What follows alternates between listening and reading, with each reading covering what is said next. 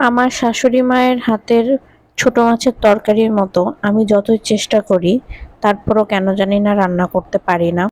আসসালামু আলাইকুম সবাইকে, কেমন আছেন সবাই? Welcome to my page Usama Mahi's blog. আজকে আবারও একটি রান্নার ব্লগ নিয়ে চলে আসলাম আপনাদের সাথে। কাচকি মাছের চচ্চড়ি রান্না করব। সেজন্য প্রথমেই কড়াইতে সরিষার তেল দিয়ে নিয়েছি এবং পরিমাণ মতো পেঁয়াজ দিয়ে নিচ্ছি এবং খুবই সামান্য একটু রসুন বাটা দিচ্ছি। রসুন বাটাটা অপশনাল, এটা চাইলে দিতে পারেন, না চাইলে না দিতে পারেন। যেহেতু শহরের মাছে আসলে কোনো ভরসা নাই, চাষেরও হইতে পারে, এই জন্য আমি খুব সামান্য একটু রসুন বাটা দিয়েছি এবং পরিমাণ মতো কাঁচামরিচ বাটা দিচ্ছি। আর একটু ঝাল দেওয়ার ইচ্ছা ছিল কিন্তু রাকিব এতটা ঝাল খেতে চাচ্ছে না।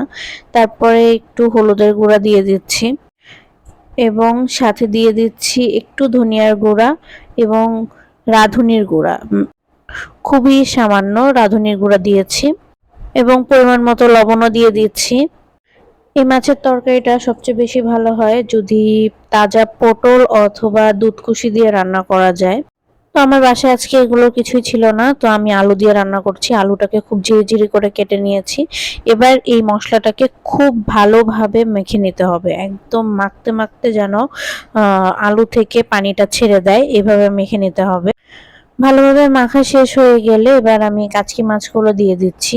কাচকি মাছগুলো ধুয়ে পানি ঝরিয়ে নিয়েছিলাম। এবার মাছটা দেওয়ার পরে খুবই আলতো হাতে মাছটাকে মাখাতে হবে যেন মাছগুলো ভেঙে না যায় এবং খুবই অল্প পরিমাণে পানি দিব, মানে যেটুকু পানি না দিলেই না, আমরা যেটা বলি যে হাত ধোয়া পানি, একদম অল্প করে একটু পানি দিয়ে দিচ্ছি এবং পানি দিয়ে মাছগুলোকে একটু সুন্দরভাবে গুছিয়ে দিয়ে চুলায় বসায় দিচ্ছি। এই মাছের তরকারিটা হাই ফ্লেমে রান্না করতে হয় যেন মাছটা ওভারকুক না হয়ে যায়। তো ঢাকনাটা সরিয়ে দিচ্ছি যখন মাছে একটু বলক উঠে এসেছে। এবার ঢাকনা ছাড়া একদম নিচটা পোড়া পোড়া হয়ে আসা পর্যন্ত রান্না করেছি। ব্যাস তৈরি হয়ে গেল ছোট মাছের চচ্চড়ি। এবং সাথে যদি থাকে আমন চালের গরম ভাত আর লেবু, তাহলে তো আর কোনো কথাই নেই। সত্যি বলছি, অনেক মজা হয়েছিল তরকারিটা। তবে এটা যদি আলু ছাড়া পটল অথবা দুধকুশি দিয়ে রান্না করা হতো তাহলে আরো বেশি মজা লাগতো।